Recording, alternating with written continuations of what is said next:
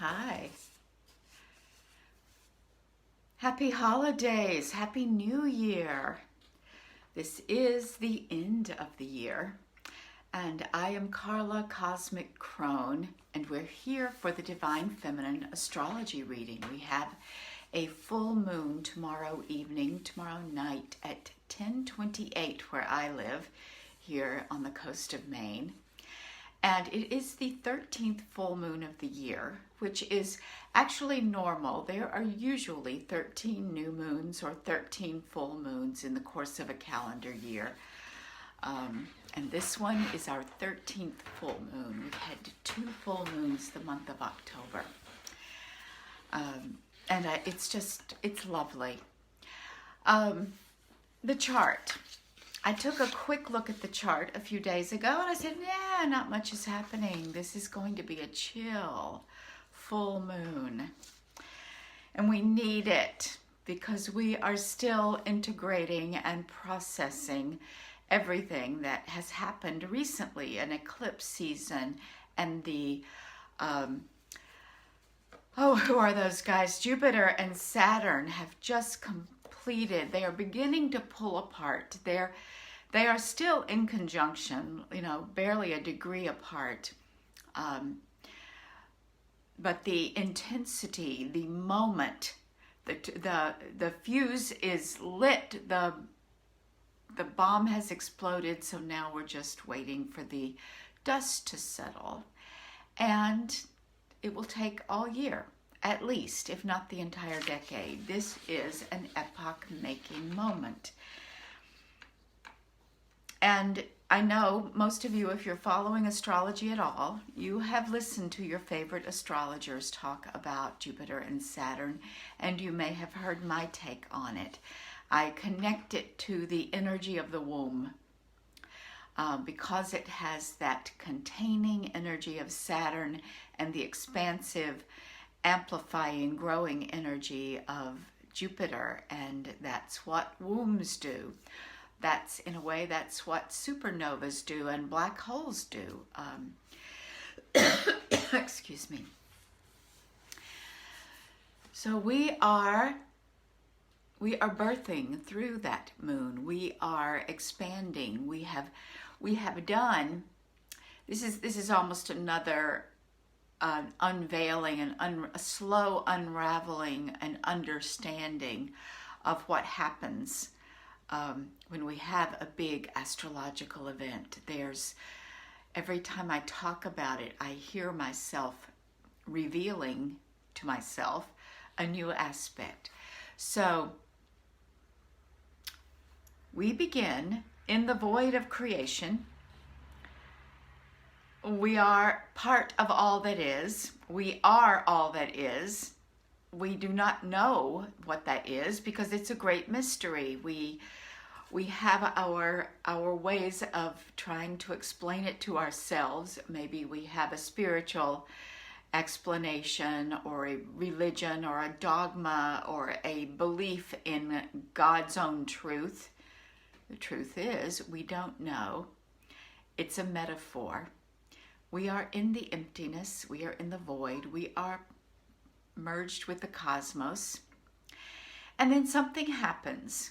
A biological event, sperm and egg coming together, more or less randomly, or a karmic payback, or an individual choice.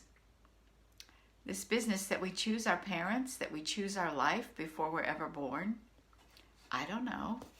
There are moments when I think it's true. Does that improve our sense of power and agency? If so, use it. It works. Whatever happens, there is the moment where we are ignited and we find ourselves in a womb. And we are both contained. That cosmic energy becomes contained and kind of squeezes through this little doorway. It gets extruded. It's awfully crude, but we come into this world through a womb, from the cosmic expanse, through a womb, through a vagina.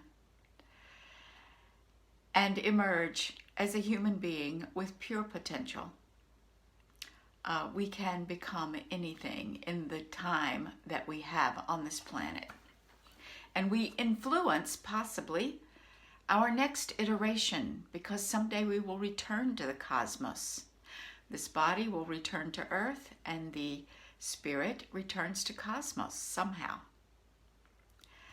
That's the simple version of what I believe, how I am able to make some basic sense of life and this spiritual being having a human experience. So we are in this new place where we've definitely jumped up a level. We've jumped up a vibration. And if you're on my newsletter list, you have access to a vibration expanding new moon or solstice ritual that I shared with the women on my newsletter list. So if that interests you, there is a button on this page where you can join the newsletter list, and I will make sure you get access to that ritual.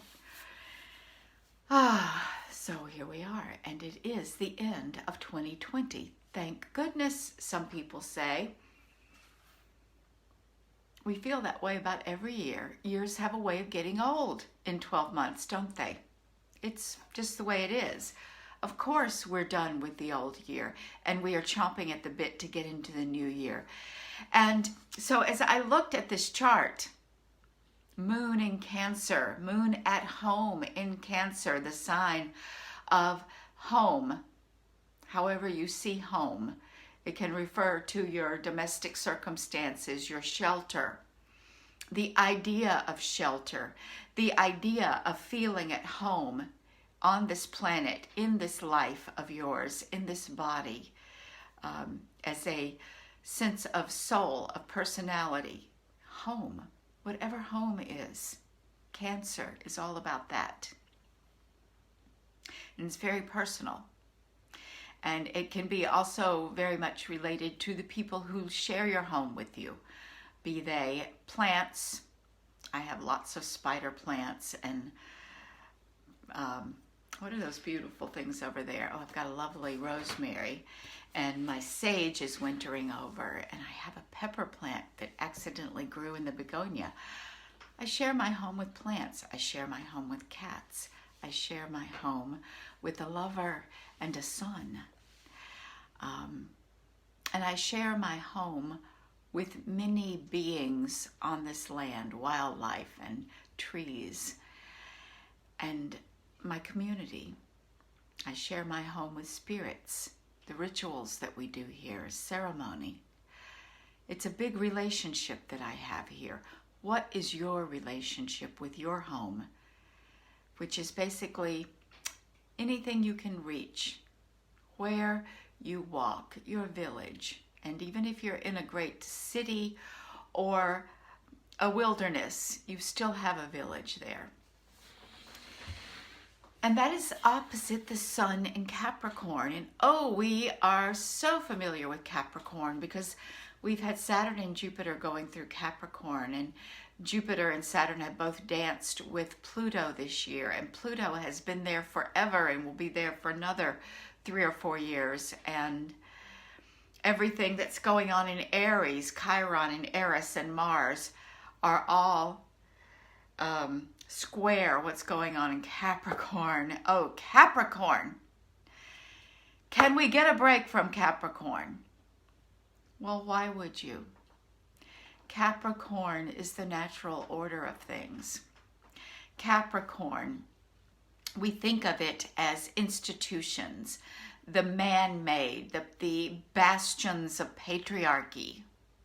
And it is all that.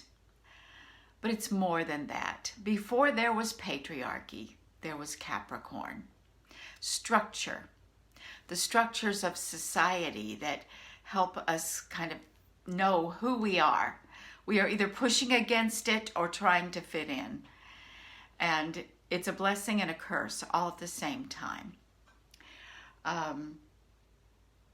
Form. The form that makes a pot. The form that makes art. the form that holds the river in its bed. Hi, Melissa, I see you in your river. Nature is full of form. We are full of form. Capricorn is our skeleton, our fascia, what gives us shape. And so it is the human law, earthly law, and natural law, and universal law, the rules we live by. And we all live by rules. And we all have the capacity to change the rules if we don't like the rules that we're living by. It's called mindset work and belief systems. So we need Capricorn. Capricorn is sexy. The things that we can't have, or that we believe that we can't have, or the taboos and transgressions, this is our turn on. How we relate to these things. Changing what we don't like, getting more of what we do like, somehow realizing there's a gulf between what we desire and what we have, and the pleasure and excitement of navigating that gulf. This is something we invented as human beings. So there they are, dancing at opposite sides of the ballroom. I've been watching this kind of a potboiler romance. Shonda Rhimes, God bless her. What a creative woman. She's made this extraordinary Jane Austen type romance out of some romantic series that I'd never heard of before, Bridgerton. And so there is the damsel, the maiden, in her gown, seeing the one she loves, the one she wants, or being seen by him across the ballroom. Well, this is the moon and the sun. In their monthly dance, they are reflecting one another. The moon is reflecting the full blast of the sun's light. And this happens every New Year. I'm looking at it and saying, oh, home. The moon is in the sign of home and the sun is in the sign of order. Time to declutter. Time to restructure. Well, that's what we do every year. And it's only just now dawning on me that January 1st, when most of us become obsessed with resolutions or words of the year or changes, how do we want the new year to be different than the old year was? Happens every time. There is a full moon in Cancer, Sun in Capricorn around this time. So of course, everything is natural. Everything is just as it should be. So if you feel like making a New Year's resolution, if you feel like throwing everything out, if you feel like cleaning out all your drawers and closets and basement and attic and rearranging your office, or selling your house and moving, swapping out all your old relationships for some new ones, figuratively or actually, then do it, because this moon is perfect for that. And it happens every year around this time. The old year is dead. Now sometimes the Capricorn full moon happens the next year, early, the first couple of weeks of January, but it always happens around this time. So then I took a closer look at the chart that I thought, let's just relax. Let's get busy decluttering, and then let's sit back with a hot toddy or a warm cup of tea with our feet to the fire and a cat on our lap or a dog on our lap or a sweetheart on our lap and relax, rest. You've earned it after 2020, after all the eclipses. And then I looked and I said, oh shit, this chart is full of squares. All of my favorite planets are square or opposite something else. Vesta, oh, I love Vesta. She is rolling through Virgo, a long sojourn of retrograde, going forward and then retrograding, and she's only just making her first pass through. And she's opposite Neptune. A good time for visioning, a good time for discerning what is a true vision and what is a delusion. Sorting dreams from nightmares. And they're both square Venus. Vesta's the high priestess. She's the keeper of the erotic flame inside of you. And for many people, she represents a spiritual devotion, a sacred devotion, a devotion to your life, a devotion to purpose, to a spiritual practice. She very much invokes and evokes the priestess archetype in all of us, and it relates to our sexuality. Our priestess archetype and our sexuality, our life force, our erotic power are dovetailed. And it is a time right now, there's a square here, so we may have conflicts coming up. We may, looking at Venus there in Sagittarius, square Neptune, square Vesta. Oh, she's so beautiful, that Venus. She represents abundance, love, sexual love, sensual love, beauty. And it is quite possible that we are feeling with that square some dissatisfaction, some conflict, there's a part of us that is probably, given this time of year, urging to grow, urging to remake our relationships, our relationship with self, our relationship with money, Vesta involved, our relationship to purpose and mission. What are we devoted to? And frustration, because how many of us get to the end of the year and it's not really that different than it was a year ago, or at least it seems that way. So our work with this is to spend some time acknowledging what you have accomplished, what has changed. You've made some shifts and done some major healing, and things may have blown up because healing often looks like that. So spend some time looking at the Venus material in your life and acknowledging. And this can be hard because sometimes you look at what is not working and you just say, I don't want to look at that. Maybe it will go away if I don't look at it. No, it won't. Look at it. Be prepared to make some decisions. Be prepared to change what needs to be changing. And that always starts with what needs to shift inside of you. What are you hanging on to? What illusions, delusions, that's what Neptune says, are you trying to make real?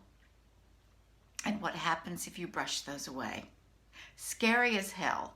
Not easy, not fun. How do I know all this? I'm doing it. I'm looking at it.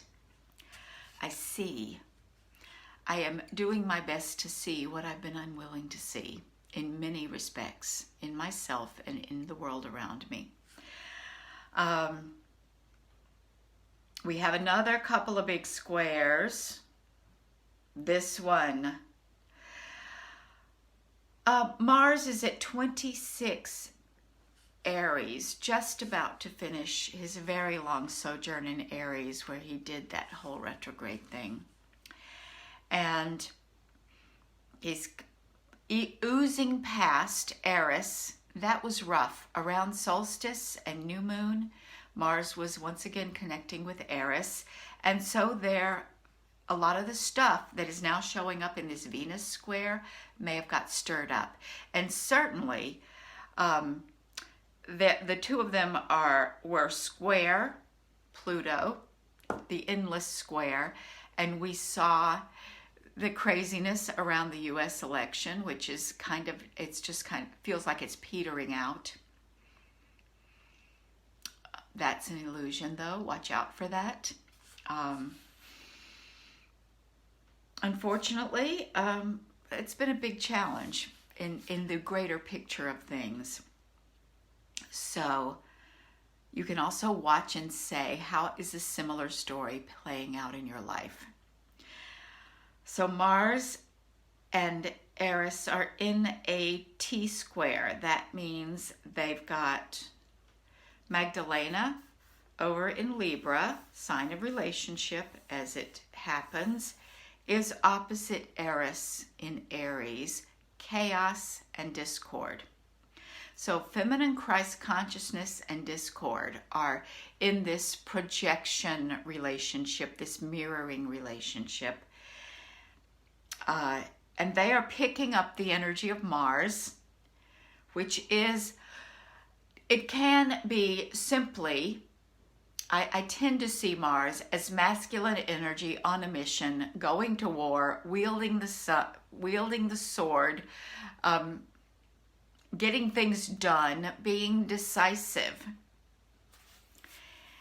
And the square here, the exact square, is Lilith asteroid, the disowned feminine that is inside of us. What part of us, the disowned feminine, and this is true of male persons and female persons, we all have a disowned feminine aspect. That part of us that we are afraid to know, that we have been told is wrong, is bad, is evil, needs to be suppressed or repressed. So this square between feminine Christ consciousness, the goddess of discord, and Mars, pressing in on that part of us, it has the potential to create a shift. It's like a pressure point. It's like stirring it up, like, I cannot ignore this anymore. This is going to emerge in this coming year. This is going to be there. It's picking up the energy. Hecate.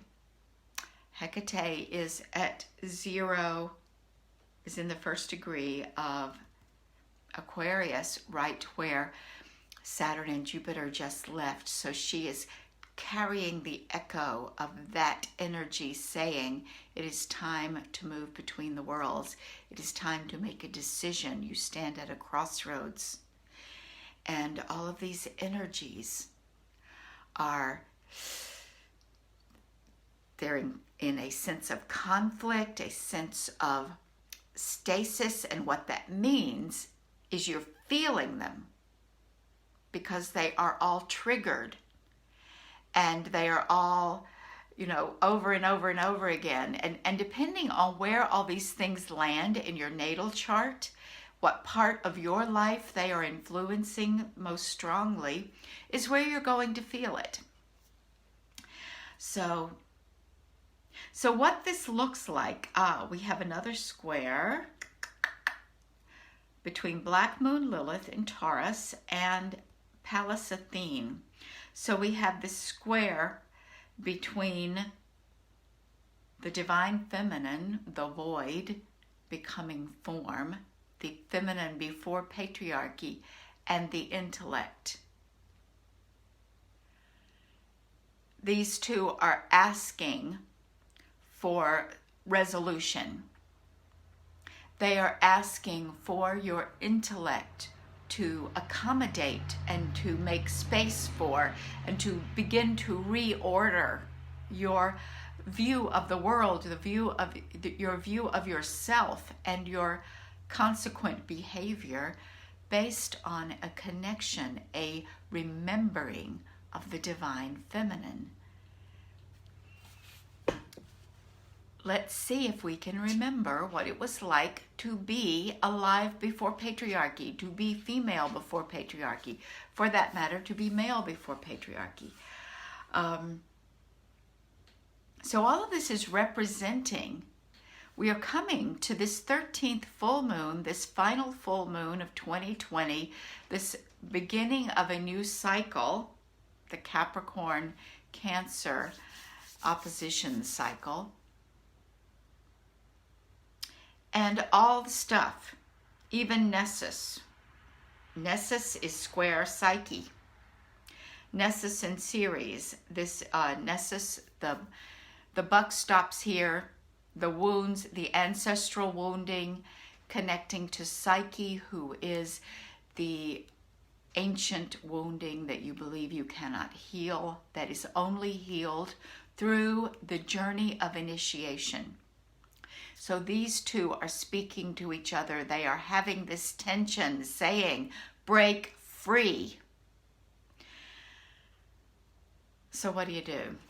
That's a hell of a lot going on, isn't it? Just when I started out saying, chill, put your feet up. You've deserved a rest. Well, you do. Because honestly, this is too much. Your mind cannot hold all these things. And what is actually important for you, what is true in your life, what is ready to be dealt with in your life is going to bubble to the surface. Some life circumstance is going to shift. Something's going to blow up. And it could be something insignificant, the straw that breaks the camel's back, so to speak, that triggers this domino effect, and it lands in your bedroom, or it lands in your kitchen, or it lands with your children, or your boss, or yourself, or your dead parents, your ancestry, the racist culture, where is it going to land? Well, when it lands, you will know it, and you deal with it then. The work that you have, the realignment that is happening, that is available to you right now,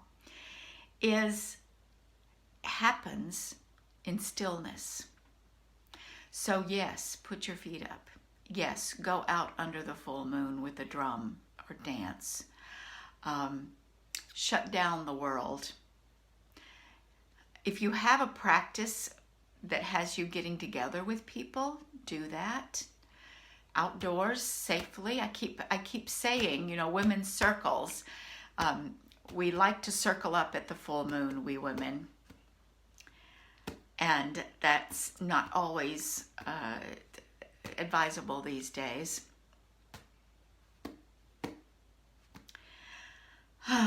But maybe you can do it on Zoom, or maybe you can just do it in your imagination. But stillness is how you work with all this energy. You might be feeling it like a powder keg, like chaos, like everything's going wrong. You may feel physically unwell, mentally distracted, disturbed, distorted. Maybe you're not sleeping. Just recognize, okay, I don't have to know everything that's going on. If I tried to fix it with my mind, I would lose my mind. So tend to your body, tend to your soul, tend to your spirit. We call this self-love and self-care in the personal growth world. You have a couple of things that are helping. This full moon, the moon in Cancer, is singing in close harmony with Black Moon Lilith. It is picking up divine feminine energy, massive divine feminine energy, in bringing it home into the house. And Black Moon Lilith is also singing in tune with the sun in Capricorn. She is holding this full moon and this full moon opposition, this Cancer Capricorn axis. She's holding it in Taurus, the sign of beauty, the sign ruled by Venus. And she's holding it in a conjunction with Uranus and Albion. Albion's a thresholder, meaning we walk through a threshold, and we certainly feel it. We've been through the portal of the solstice, the portals of the eclipse. We're about to step over the threshold into a new calendar year. And every full moon is also a threshold or a portal. So she's holding it right here with Albion. When we cross a threshold, We leave something behind. It's basically the meaning of a threshold. You do not carry everything with you. If you do, if you try to, it makes crossing the threshold really hard. And we do it because we've been taught things should be hard. But what if you just put all that stuff down, all of these squares, you just put it down and walk over the threshold? And then you look around and you say, what needs to be dealt with? What's asking for my attention? What needs to change? How do I want to behave differently? What new woman is creating the year 2021? We make our resolutions, our intentions, our magic, our vision board, our word of the year. Last year, my year was devotion and audacity. I was pretty strong on the devotion. I don't know that I activated audacity as much as I wanted to. And someone mentioned the word audacity on their Facebook profile or group this morning. And I thought, I need to pick up audacity where I dropped it back last year. I guess I didn't have room to carry two words. So, audacity is all about Uranus. Uranus is the epiphany, the spiritual explosion, the insight out of nowhere, and the sudden shift. So this full moon could bring a big and sudden shift. It totally can. Do not resist it. Step over the threshold. Albion and Uranus have been together throughout most of the last half of Aries and into Taurus. A couple of years they've been hanging out.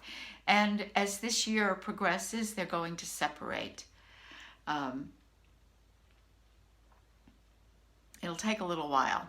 I was looking at it a few months ago, and I don't remember exactly the timeline, but they're coming to the end of their journey together. And this full moon is an opportunity to integrate their stories, their messages. Right now they're both retrograde, and they're about 2 degrees apart, with Black Moon Lilith holding them together. Uranus is the faster mover, so he's going to keep retrograding. Albion is going to turn direct, and they're going to start diverging. They're all connected to the sun in Capricorn. So it is a good time to start imagining how are you going to dismantle your inner patriarchy and start building new structures. And what is the metaphor for that in your life?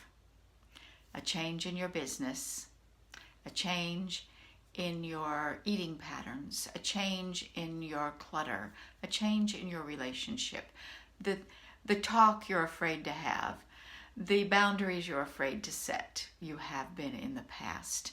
It's time to declare yourself. We also have the two of the Liliths. We've got a pretty active Lilith calendar here. Simultaneous with this full moon, Algol, the demonized goddess, is in a harmonious aspect with Lilith, the disowned feminine, the one that is part of that T-square that I described earlier. Well, she has some help. She is amplified by the demonized goddess, the divine feminine, who has been disowned on the cultural scale, the grand universal scale, is making this connection with the personal disowned feminine. And when you connect with that which has been disowned, you own it. And you can keep working to repress and ignore and deny what it's telling you. It's a lot of work, but we love to do that work, don't we? We feel like we're accomplishing something when we are busy repressing. We've been trained to do that. Once again, let's go into the spacious relaxation mode, the rest mode, the self-care mode, the stillness mode. Drop into your womb if you know how to womb center. If I stopped repressing that which I have denied on the personal and the universal scale, what do I release naturally? What do I create space to make and build? What can I own that I have forgotten?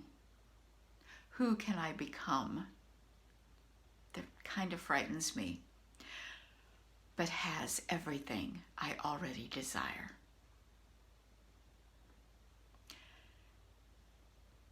Big full moon.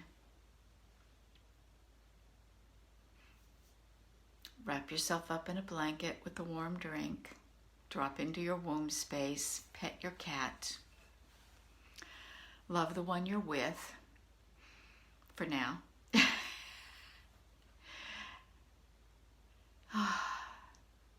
And step through the portal. Always step over the threshold and see who you can become. Who are you really? Thank you for listening. It is my pleasure to be with you. I have loved bringing you these readings during 2020. And I just want to drop this into the pool, the deep pool of this deep winter night. And that is, I can do a couple of your Divine Feminine Astrology readings this week.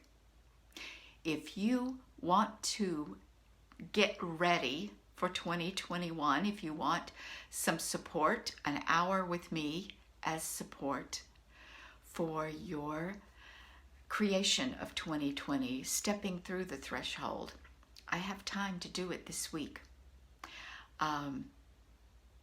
I kept my calendar empty because I usually do, but I can whip out a couple of your readings. So you just book it today. And if you've got time in your calendar, I've got time in mine this week. You can start by January 1st. You can have a whole map, a whole new map to inspire you as you step through into the new year. So contact me for that. I will put the link down in the comments. Thank you for listening and for allowing me to be a part of your lives in 2020. God bless you. Goddess bless you. It's been tough. And I know it's been tough, much tougher for many people than for me. I have been healthy. I have been in a safe place. I have been with people I love. And mostly, the worst thing that's happened to me has been technological, and I have a new computer. So hooray for me. Thank you. Thank you for the blessings of 2020. And I'm going to let you go. You've got work to do. You've got some tea to brew. That's what you've got. Blessings and Happy New Year.